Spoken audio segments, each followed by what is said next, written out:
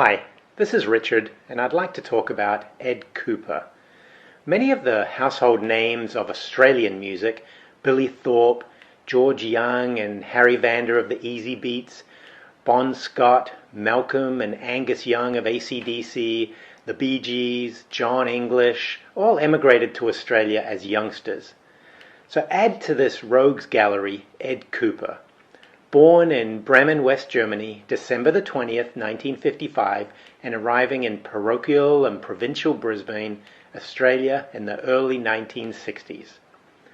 The geographically isolated and instinctively conservative Australia created the perfect foil for these creative, possibly reluctant immigrants to rail against and dream of escape.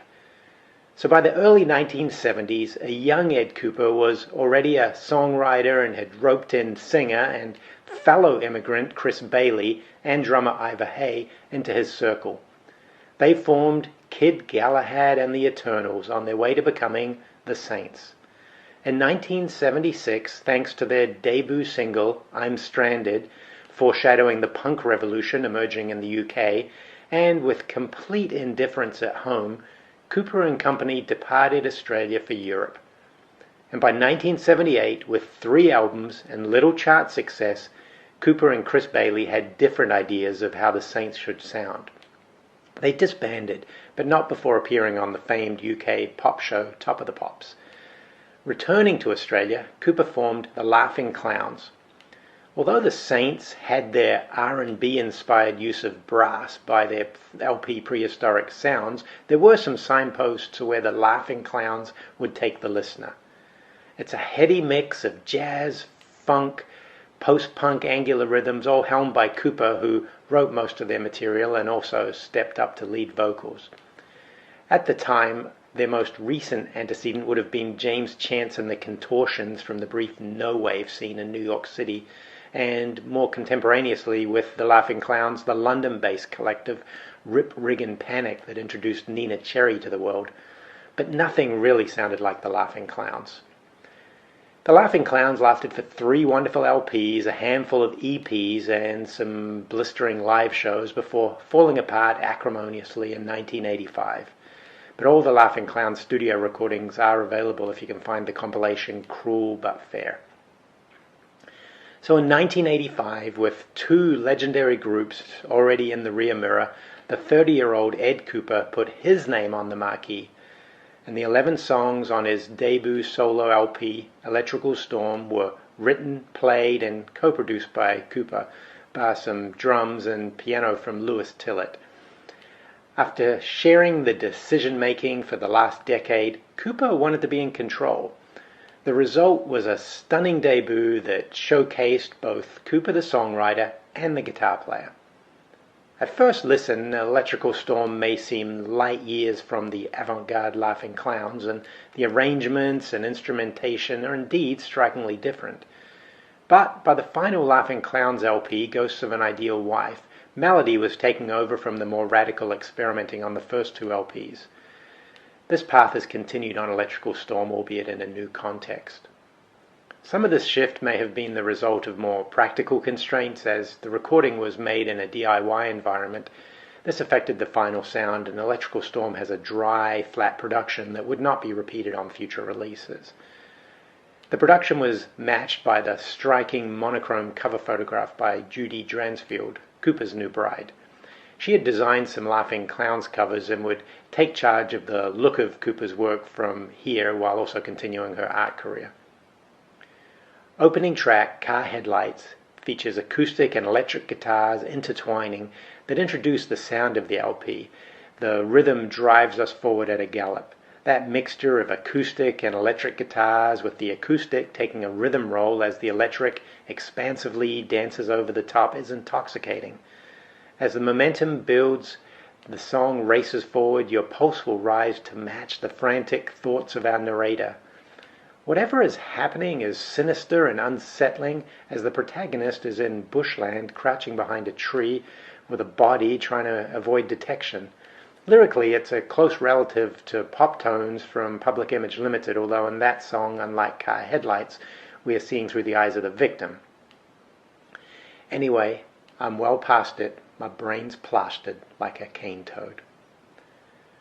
When the sweet turns sour announces itself with a drum roll and we lope into a seemingly throwaway rockabilly tune, the lyrics don't kick in until almost 30 seconds in and are done by a minute 10 seconds. Don't concern yourself with the words, as they are throwaway. Basically, when the sweet turns sour is when the best of you will be seen, she leaves him, he leaves her. What you are here for is an acoustic guitar riff that is captivating with hints of the Spider-Man theme, topped off at 2 minutes 10 seconds with a solo that would do Scotty Moore proud. This track is one of 2 on the LP that Kuepper has not re-recorded for later releases. What he had to say with When the Sweet Turns Sour, he says here, and with his guitar. Well, there's no time like when the sweet turns sour to bring out the best in us all. The title track, Electrical Storm, has been the staple of Kuepper's live sets since its release. A slowly unwinding dirge for the first 2 verses that by the 3rd stanza erupts like the electrical storm that we've been watching all night. In concert, Electrical Storm is a vehicle for Kuepper to spin some of his most blistering guitar lines. Electrical Storm's narrator is transfixed watching lightning dance across the landscape, knowing that he must escape that one-horse town, but finally he stayed here all the same. And I don't need to be told that maybe things are better somewhere else, and I'm well aware of the likelihood of being left here on the shelf. The magnificent Electrical Storm seems to have revived Kuepper, and he was back quickly with a second solo LP, Rooms of the Magnificent. As we progress through Kuepper's solo work, we will see time and again LPs coming in pairs. The first release will introduce a sound or approach, and it will take until the end of the next LP before it has run its course. Rooms of the Magnificent fleshes out and tightens up what Electrical Storm began. No co-production credit, produced by Edmund Kuepper, the cover proudly declares. Like the first LP, all words and music by Kuepper. He did bring friends this time, 3 of his Laughing Clowns cohorts, Paul Smith on bass, Glad Reed on trombone, and Diane Spence on saxophone. Also present were Melanie Oxley, backing vocals, and Chris Abrams, piano organ, who would go on to perform together as Melanie Oxley and Chris Abrams. Rooms of the Magnificent also featured the arrival of drummer Mark Dawson, who would accompany Kuepper on stage and in the studio for the majority of the next 3 decades. Like Judy Dransfield's cover art, Rooms of the Magnificent is brighter and more engaging than its predecessor and remains one of my personal favorites. The added texture of the horn players and Melanie Oxley's backing vocals allow the songs to stretch out and breathe. Electrical Storm presents itself as a document to capture the songs with the expectation that they will be brought to life in a live setting. Rooms of the Magnificent sounds great regardless of your access to Ed Kuepper in concert. Lyrically, it is almost exclusively about relationships and all their messy permutations. The title track, Rooms of the Magnificent, is a sequel of sorts to the song Electrical Storm, as it is also about place and belonging. I say seems, as the lyrics are somewhat enigmatic. The reference to vanished years or vanquished armies will be the kind of hyperbole that Kuepper will often use when he mentions romance. His romance is usually on an epic scale. Kuepper is the master of the opening tracks, and this is one of the best. It introduces the sound of the LP perfectly. The arrival of Melanie Oxley's vocals subtly harmonizing in the chorus, the acoustic electric guitar interplay, and Paul Smith's wonderfully melodic bass playing. You've been gone so long it's like a holiday. It seems you didn't figure in their lives. Also Sprach, the king of Euro disco, is the hit that never was, one of Kuepper's most beloved songs, and with good reason. The acoustic guitar drives the pace of the song, with the bass and drums tagging along, the electric guitar playing the melody that is echoed by the brass sections.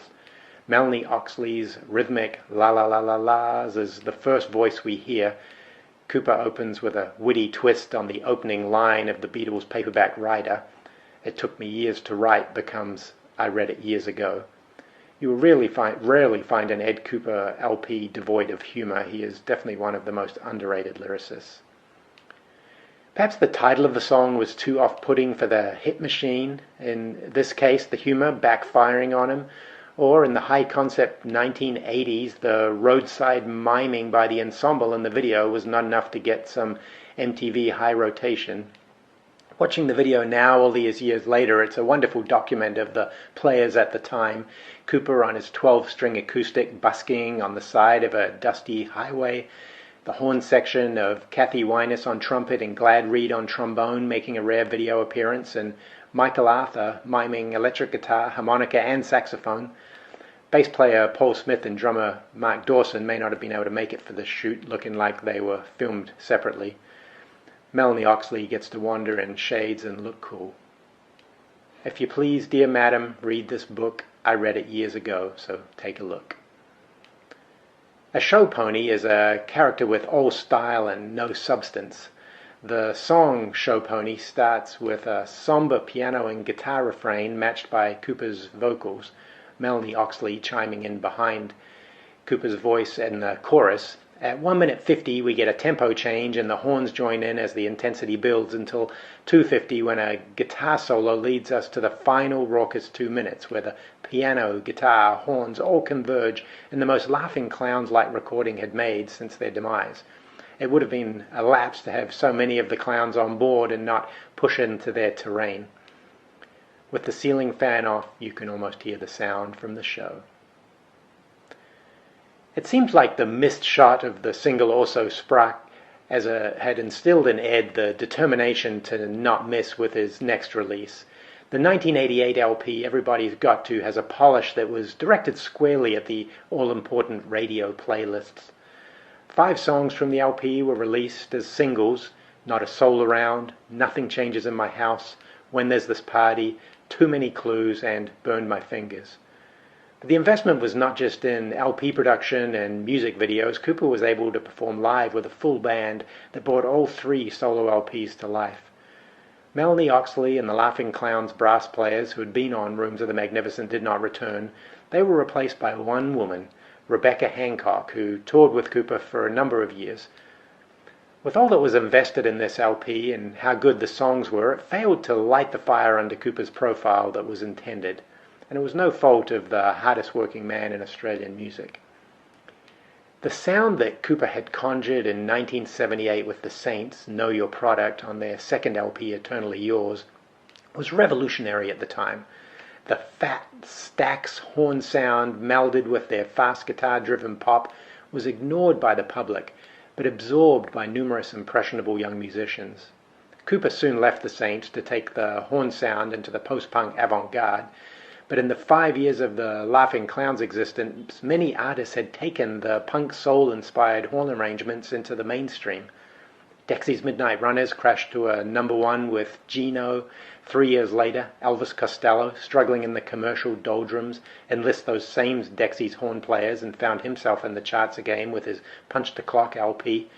Graham Parker had built his first 3 LPs around a white soul R&B sound that resonated with the same punks reveling in Know Your Product. It even reached The Clash, who took the Rumour Brass from Graham Parker, renamed them the Irish Horns, and used them on 5 of London Calling's best tracks. And we don't forget about Two Tone, where the Beat and Madness found a way to get the charts full of horn-laden pop via Jamaica rather than Memphis Muscle Shoals.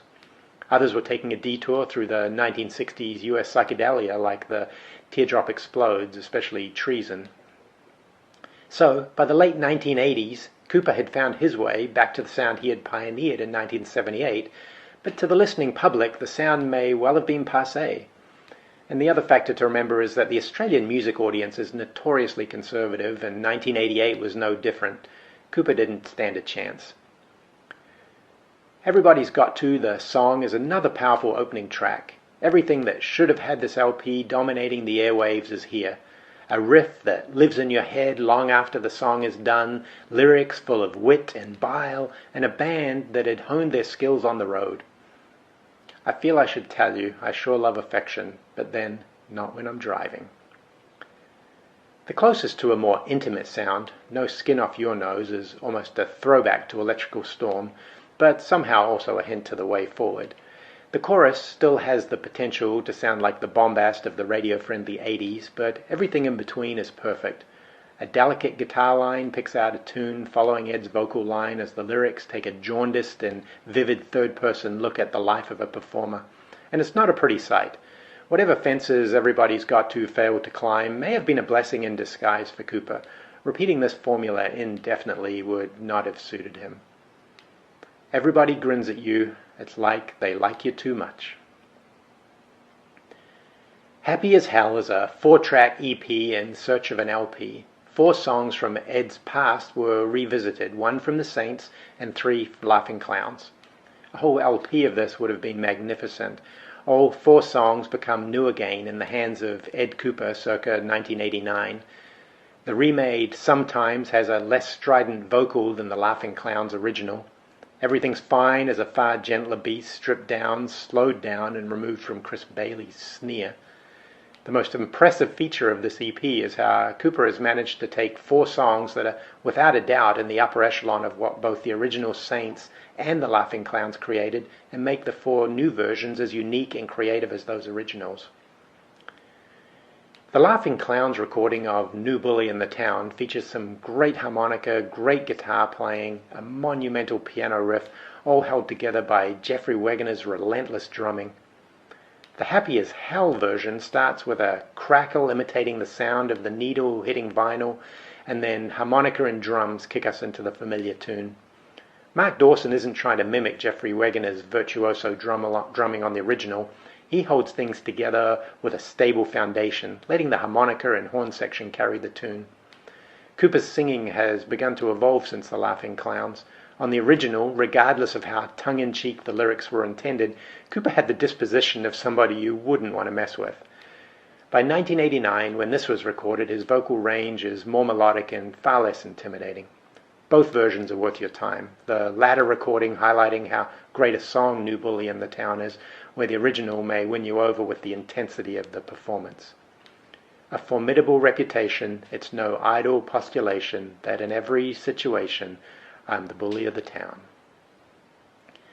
The fallout from the big commercial push of Everybody's Got To was a complete rebuild of Kuepper's sound and approach. The outcome, 2-Day Wonder, was released in 1990 and started a creative run through the decade of 10 official LPs, compilations of lost tracks, soundtracks, and more.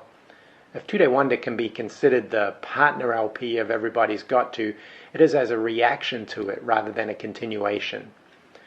The first release of the new look Ed Kuepper, 2-Day Wonder, is still startling to hear today. Just Kuepper and drummer Mark Dawson creating a sound that most full bands would envy.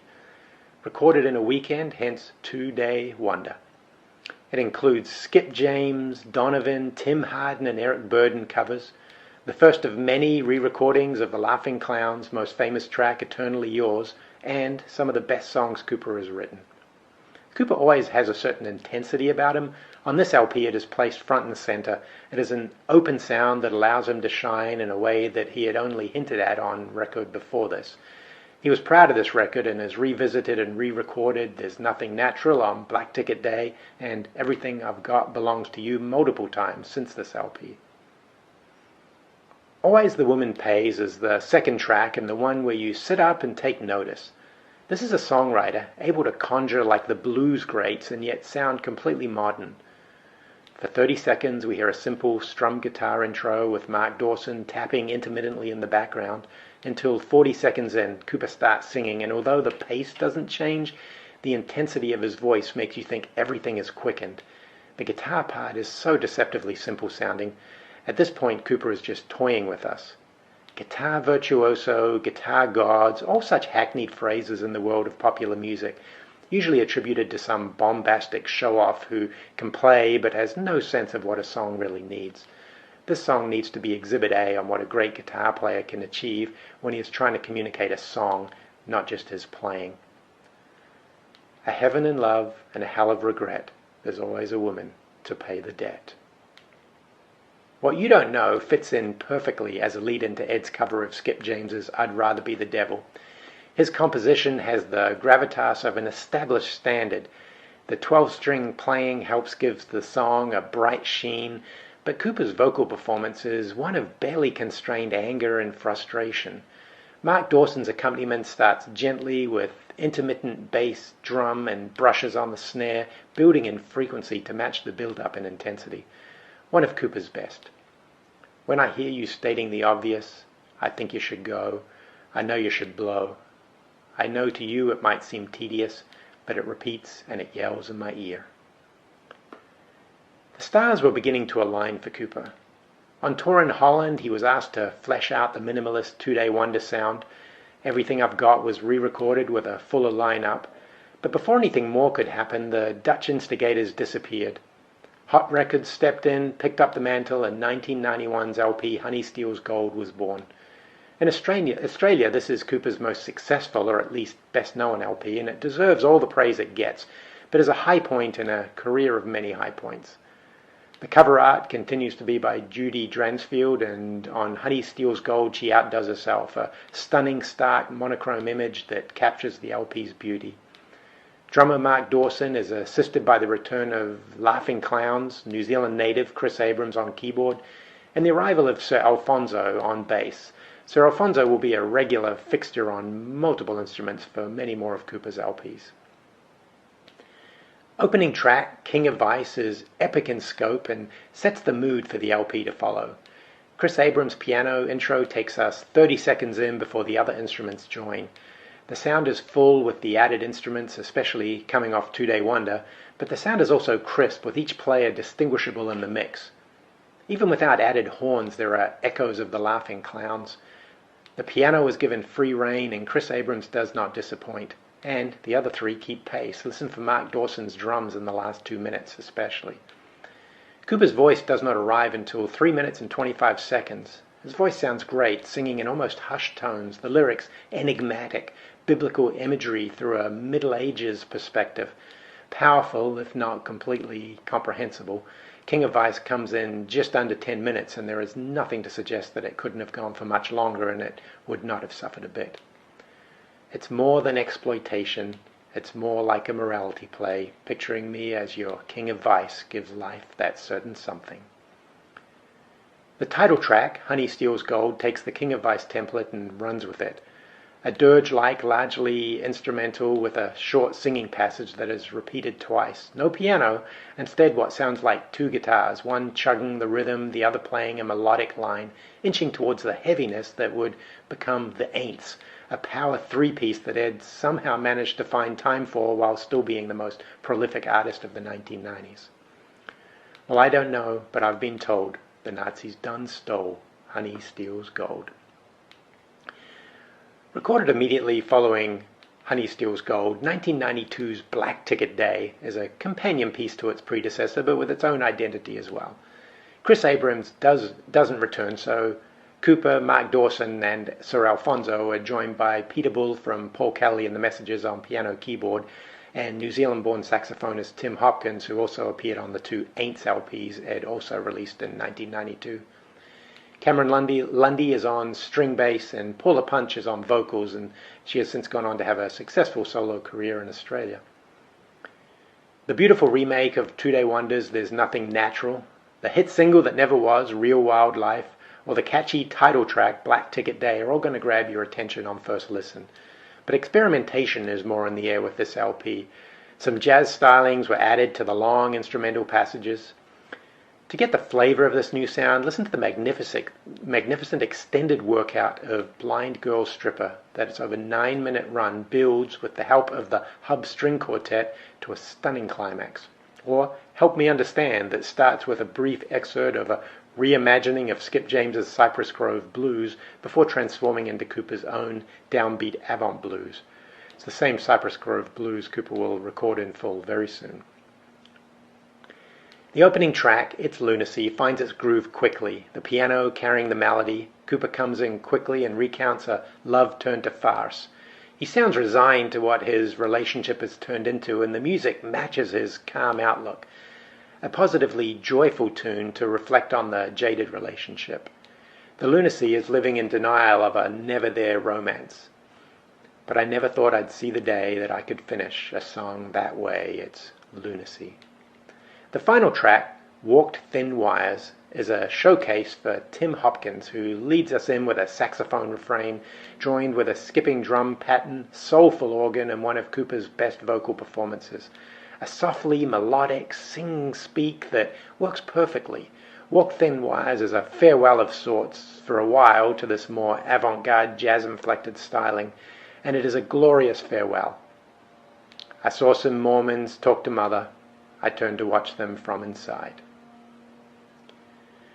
Real Wildlife was released as a 4-track single from the LP. The 3 non-LP tracks are worth hunting down. The cover of the Kinks' Steam Train is the weakest of the extras. While it would come alive in concert, it was ponderous in the recorded version. The No Wonder medley is a combination of Willie Dixon's Built for Comfort and Skip James's Cypress Grove Blues. It is always a revelation how well Kuepper can absorb the sound of the blues and without diminishing the originals at all, make something new out of them. The full-of-life, boastful flirtation of the Willie Dixon number blended with the call of death and Skip James's Cypress Grove makes for great juxtaposition. John D. Loudermilk's historically inaccurate Indian reservation seems incongruous for a Brisbane-raised Kuepper, but his is one of the best versions of this song. While Loudermilk, most famous for being in Paul Revere and the Raiders, was not Native American, the song is sympathetic to the treatment of the Cherokee Nation, if not historically accurate. Kuepper's 7th solo LP, Serene Machine, came out in April 1993. After 2 previous LPs, long instrumental passages, this is a fast and direct dozen songs with only one breaking the 4-minute mark. When the bank of voices kicks in on the 2nd track, Sleepyhead, Serene Machine, you know that just because Kuepper is taking a more direct route, the journey is going to be just as unique, enjoyable, and 100% Kuepper. Kuepper, Mark Dawson, and Sir Alfonso are the core here, with help from the Hub Matinee Choral Society, the Socialist Republic of Newtown's People's Choir on vocals. After the previous year's all-out oral assault with the electric three-piece The Aints, the flow-on effect is this collection of punchy, largely acoustic, direct songs. The tracks Maria Peripatetica and Reasons, with a little push, would have fit nicely on the Aints LPs. A subtle reinvention that continued the progress of the previous LPs, but distilled it down to their essence. Nothing matters here but the song. The 5th track, I Wish You Were Here, slows the tempo a little, beautiful playing from the whole crew, and a plaintive ballad without any of the irony or distancing he has employed in the past, a tender declaration of love and loneliness. I've been seeing you in a million places, seen your face on the other faces that walked by me, sometimes sent to try me. Closing track, Married to My Lazy Life, with its charming drawl of delivery, can slip by almost unnoticed, and that would be a shame. The lyrics are touching and funny, the music subtle with a countryish lilt, a combination that is difficult to pull off, and when you do it, it looks easy. Here it works to perfection. Drink champagne, smoke cigars, chauffeurs too drunk to drive my car. I'm married to my lazy life. The next official LP was 1994's Character Assassination, and it rounded out the work started with Serene Machine, in some ways picking up where Married to My Lazy Life left off. The instrumentation was expanded, Kuepper and Mark Dawson the carryovers, Sir Alfonso handed the bass duties to Barry Turnbull from the Widdershins, and Linda Neal came in on fiddle. It's all fleshed out with horns, harmonica, washboard, and 2 backing singers. There's even room for a didgeridoo. A good soundtrack pushing fear and ill wind came from Ed's Aints excursion. It would not be the last time either of these songs is revisited. Johnny Cash's Ring of Fire is covered. Initial releases of the LP came with a companion LP of demos, Death to the Howdy Doody Brigade. Just Kuepper and his guitar playing all of the LP tracks bar If I Had a Ticket, but with a song called Number 10 that appears nowhere else. If I Had a Ticket doesn't make the demos. It was a late addition to the LP, and it doesn't really suit the LP and needed to be a standalone single. A great song, but not right for Character Assassination. The Cockfighter starts with a fiddle reminiscent of Scarlett Riviera on Bob Dylan's Hurricane, in mood at least, if not rhythm. The fiddle sets the whole tone of the tune, and it's the making of a great song. This is an Ed Kuepper classic that deserves to be in your top 10 Kuepper songs. The lyrics are a brutal family picture. Violence and regret fill out the story. He's got his reasons to be lashing out in rage, you see. A step away from the more naturalistic sound of the last couple of LPs, 1995's A King in the Kindness Room is a wash with guitars that are run through effects pedals, making them sound like anything but guitars. and awash is the right word as the sound comes at you in waves. All the guitars are played by Kuepper, supported by Mark Dawson on drums, Louise Elliott from the Laughing Clowns on saxophone. We also get touches of cello and violin, but it is the guitar that will stick with you. One part psychedelic, one part phased and treated 90s rock, and one part Americana. A potent cocktail.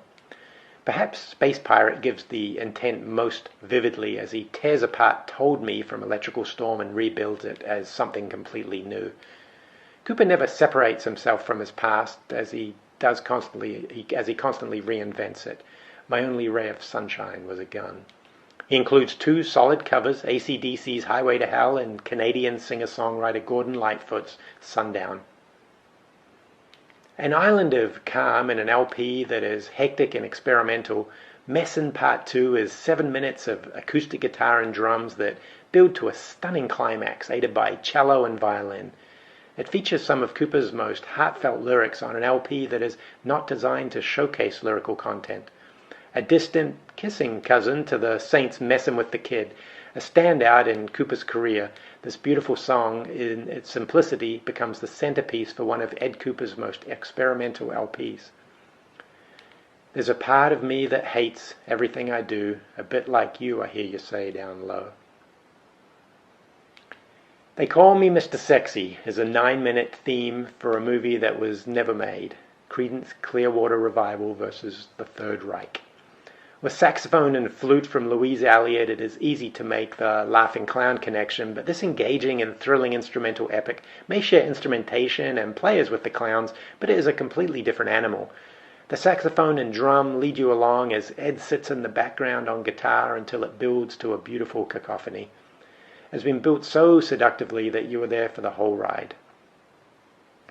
The final song on Kindness Room pushes Louise Elliott again to the fore. Her saxophone this time is a pure, heart-tugging melody, complemented by Kuepper's mock spaghetti western guitar. Finishing the LP on this beautiful instrumental is perfect. Messin Part 2 aside, vocals are either absent from most of the LP or blended so deep in the mix to be indiscernible, just another instrument in the mix. A King in the Kindness Room is the first step in an experiment that had not been fully realized yet. By 1995, Kuepper was overflowing with songs and ideas and not enough outlets to get them all out.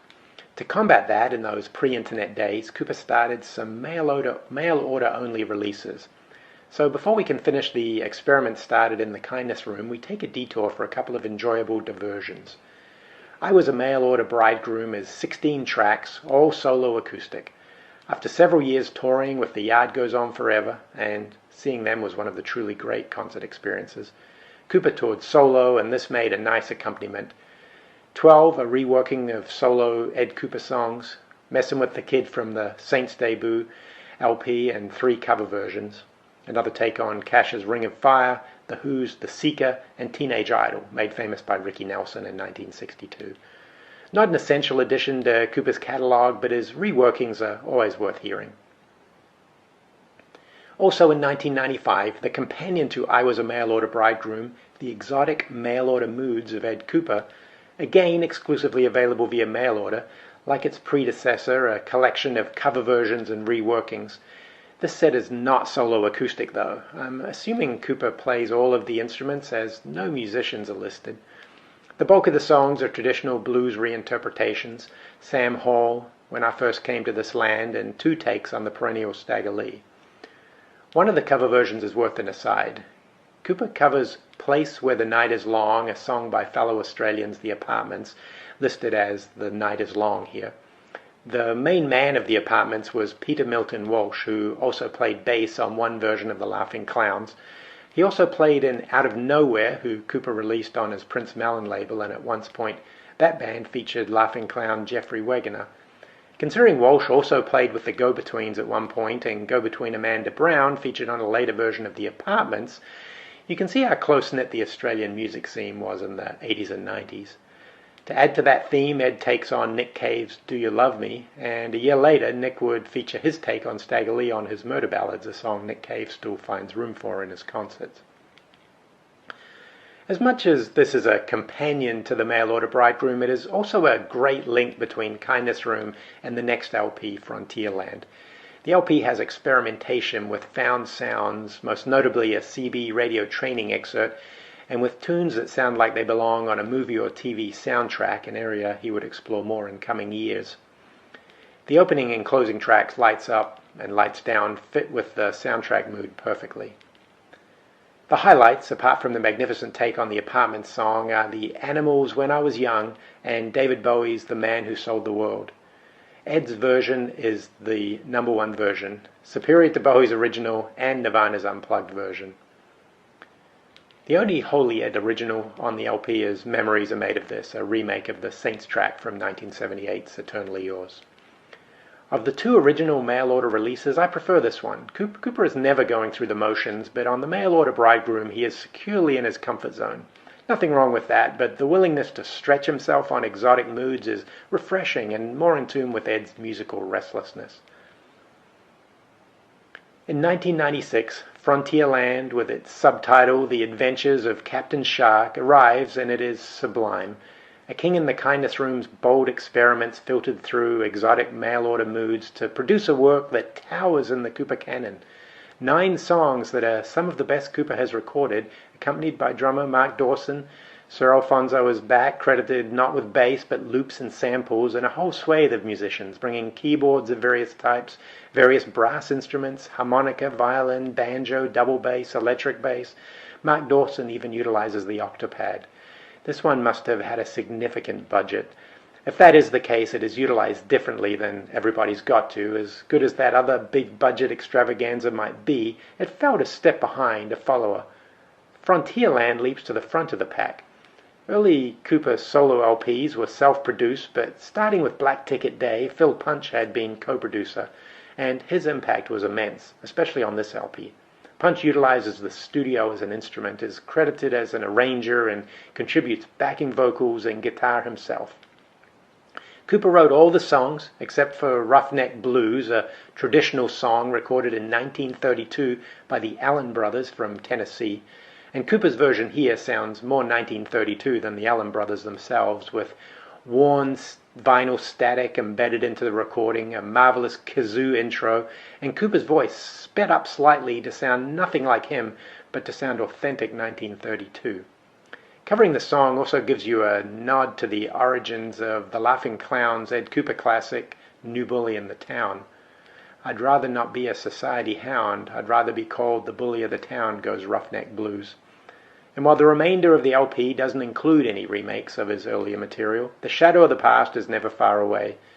Pushin' Fear 2 is a kind of sequel to Character Assassination's A Good Soundtrack, Pushin' Fear.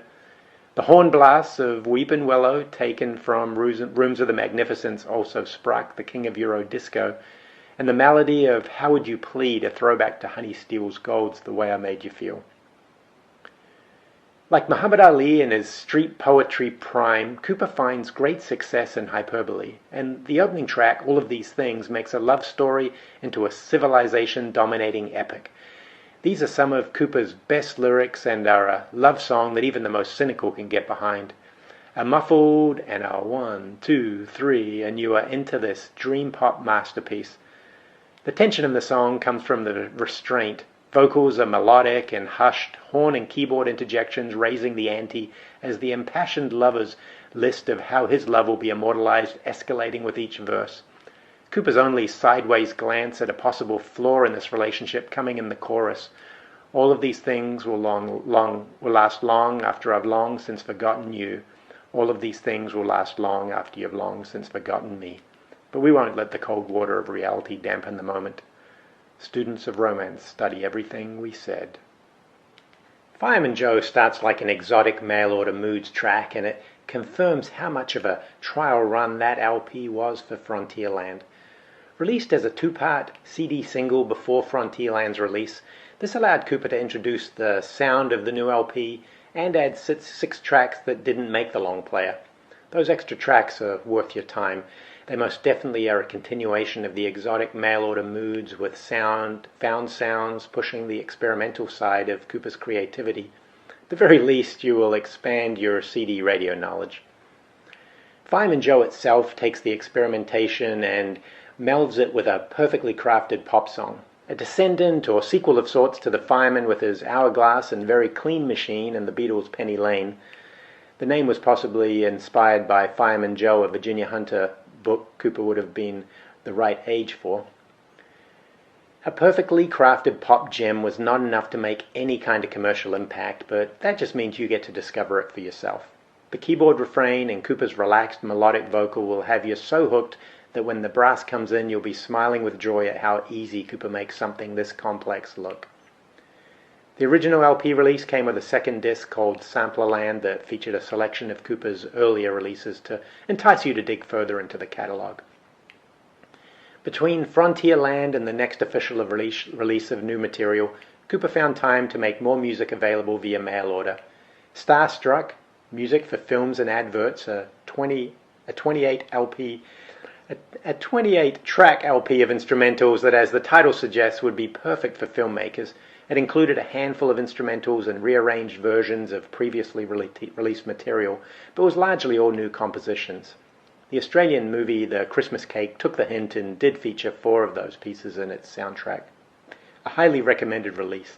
Look for the copy with the original 28, the mail-order version, rather than the later regular releases that removed 3 tracks. It was followed by Cloudland, 10 more instrumentals in a similar vein, where he is joined by the Oxley Creek Cowboys, and then The Blue House, with 17 more tracks, this batch featuring more electronics. Kuepper was putting together a resume of film scores that should have had producers lining up to hire him. While still the hardest working artist in modern music, it was not until 2000 and Smile Pacific that we had a collection of new vocal Kuepper songs released. The inside cover has a great picture of a jazz combo from 1932 Hamburg, Germany, labeled Wilhelm Kuepper Kapell. The picture has a gentleman on the far right holding a Jimmy Page-like double-neck guitar. And antecedent of Ed Kuepper, the picture is a nice link to his family musical history.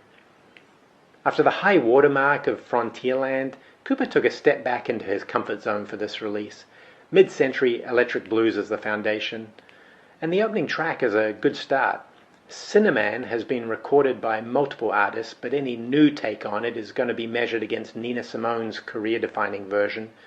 Kuepper manages to sidestep the issue by making the lyrics a mumbled blur.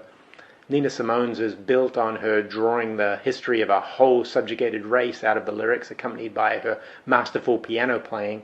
Kuepper's is all groove and manages to convey an air of intimidation that the Cinnamon should be very afraid of him.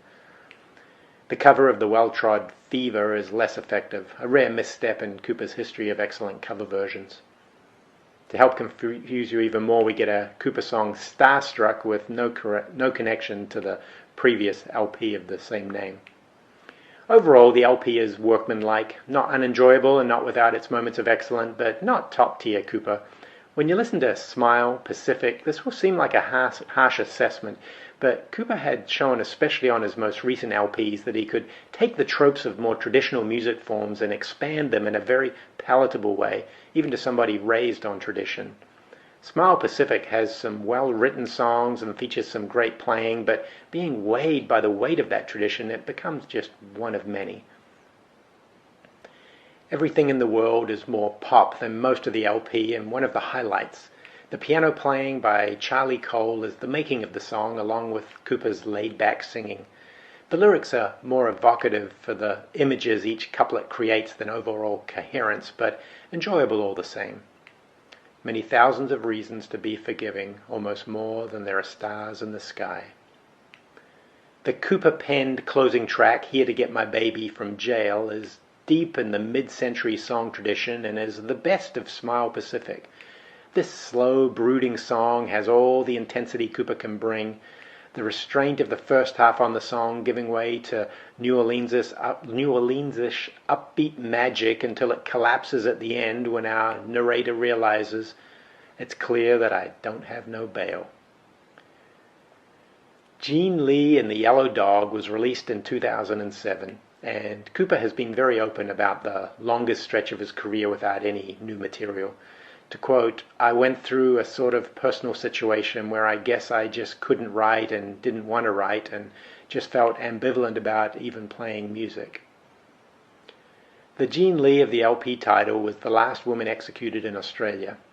Kuepper's wife, artist Judy Dransfield Kuepper, has been responsible for the wonderful cover art for all the LPs we've discussed, and on Jean Lee and the Yellow Dog she writes the lyrics also. Without the words to work on, the effort for Kuepper went into the music, and this newfound freedom allowed him to create something very special. Kuepper makes his best work look effortless, and here walks thin wires to that perfect balance of tradition and experimentation. The kicking off point may have been the 1951 execution of Jean Lee, but this is no biographical retelling. The lyrics are wonderful, with meditations on many aspects of relationships, family and romantic, and how they influence the path of your life. Kuepper includes a cover of Finding You as an homage to the recent death of go-between great Grant McLennan. The original is on their final LP, Oceans Apart, sung by Grant, and the lyrics are especially poignant in the wake of his passing. But Kuepper explains his choice of the song came from a conversation with McLennan in the 1980s, where he said, "Ed, you'll never have a hit record if you keep writing songs in minor keys." I laughed and let it pass because he was a young country boy in the Big Smoke for the first time, and I could vaguely remember what that was like. I mention this because even though I like the lyric, the main thing that attracted me to Finding You was the fact that it had been written in A minor. This LP saw the return of Jeffrey Wegner on drums, Peter Oxley on bass, Sir Alfonso on keyboards, amongst others. Hang Jean Lee opens the LP, and the beautiful cello by Jane Elliott doesn't prepare you for the ferocious onslaught that kicks in at the 30-second mark. This is as hard and heavy as Kuepper has been on his solo LPs, and it is fast, furious, and a perfect welcome back for any listener who might have worried Kuepper's best days were behind him. The papers say it's just me. Everybody wants to hang Jean Lee. It had been 28 years since the Saints' Prehistoric Sounds LP, and the last time Ed Kuepper and Chris Bailey had been on the same record. On That Depends Part 3, when Bailey's distinctive voice comes in 4 minutes 30 seconds, it is startling, gripping, and amazing. The song is one of the best examples of how Kuepper is still up for the musical battles he fought with the Laughing Clowns, but has become such a master of his craft that it would not be jarring if you only knew Kuepper's solo work. Having Bailey on a clown-sounding track must have been slightly satisfying for Kuepper, as the initial Saints split was about Kuepper wanting to include more challenging sounds while Bailey was happy to become more commercial. Here she comes, that friend of mine. She won't walk that center line, no matter what. Demolition is one of Kuepper's most beautiful songs and should be high on your list of his best. A ballad that avoids any mawkishness with an accompaniment that works in harmony with Kuepper's singing, but still manages to feature a slightly off-kilter arrangement. As I've said, Kuepper is in a space by this point where he can make this combination look unforced. There's no other way this song should sound. You ask your sister, she shrugs, who cares anyway? In 2012, Kuepper went back into the studio and re-recorded 9 of his solo debut Electrical Storm's 11 tracks and 2 from follow-up Rooms of the Magnificent. Kuepper had been touring with longtime drummer and collaborator Mark Dawson, revisiting some of the earlier solo work, and they wanted to capture what they had in the studio. So those of us who were unable to see the shows are gifted with this wonderful recording. The songs are heavily rearranged with added orchestrations. All sound great, and taking nothing away from the original LPs, these songs do benefit from the added gravitas that Kuepper brings to them after all these years. His voice has grown into a much stronger instrument now. It was also nice to see it billed as an Ed Kuepper, Mark Dawson release, as Mark Dawson has certainly earned that honor. A nice addition to Kuepper's catalogue. After a solo by request tour, Kuepper recorded some of the most requested songs. The return of the mail order bridegroom. Just him and a guitar. Again, it's a nice document, but not essential. The bonus is a version of Tom Rush's No Regrets. Most well known for the Walker Brothers' great version, Kuepper does a nice brooding take on it. This brings us up to date with the most recent Ed Kuepper release, 2015's Lost Cities. No remakes, no throwbacks to previous songs, no cover versions. The decision to not include any of those must have been deliberate. Perhaps after Cooper's earlier writer's block, he wanted to mine the vein of songs without the distraction of older songs or other people's songs. Whatever the reason, it was a great decision. These songs stand as a piece, and the past would have diluted it. This is a solo LP, but not just guitar. Cooper plays every instrument, and perhaps for that reason, the result is unlike any of his previous LPs. Playing without having to direct or accommodate other musicians, the result is an intimate, introspective sound. The music is melodic and arresting, but in some ways almost minimalist. The production has Cooper's voice front and center, where so often previously it had been buried. If there was a theme to the LP, it is loss and desolation, the music mirroring the sentiment in the lyrics. A masterpiece of an LP, easily amongst Cooper's best. A lot has been made of Opener Pavane and the title being a stately dance, but I would like to think this was a nod to the 1968 novel Pavane by Keith Roberts, an alternative history where Protestantism doesn't take hold in England and the papacy rules Europe and the New World. A dystopian future written beautifully, a perfect parallel for this song and the whole LP, even if I may be projecting the whole connection. Some of Cooper's best lyrics and guitar playing. His voice gets better every LP. This is a top 10 Cooper song. The trick only works once every year, hiding behind doors and judging our fears. The track, Free Passage to Mars, uses a chiming guitar line punctuated by rattling snare to create a mood of anxiety and tension. The lyrics match the mood perfectly of a disintegrating relationship with enough ambiguity to possibly point to the narrator as the villain. The space that you did occupy is a foe. So this covers all the official Ed Kuepper solo LPs to date. There are multiple live LPs, and some of the official LPs have been re-released with bonus tracks. But for a full appreciation of Ed Kuepper's solo work, there are 3 other collections: The Butterfly Net from 1993, Wheelie Bin Affair, Some Odds and Sods from 1997, and Outtakes, Castaways, Pirate Woman, and Takeaways from 2001. These collect most of the B-sides from singles, EPs, and other songs that didn't make it onto the regular releases. All 3 are essential. One small aside, Kuepper has made an art form of the cover version, taking a song, sometimes an established song, and making it his own, making it something new. And the many, many songs Kuepper has chosen to cover, I count only 5 from the UK. Hey Gyp by Donovan and White Houses by the Animals are in the No Wonder medley. Steam Train by the Kinks, The Seeker by The Who, Man Who Sold the World by David Bowie, and When I Was Young, also by the Animals. And remember, Hey Gyp was based on a song by American Memphis Minnie. So excluding these 5, there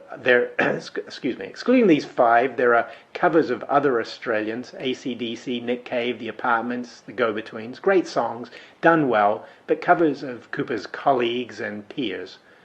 The point I want to make is that largely through the Saints, Kuepper is always associated with the 1970s British punk movement.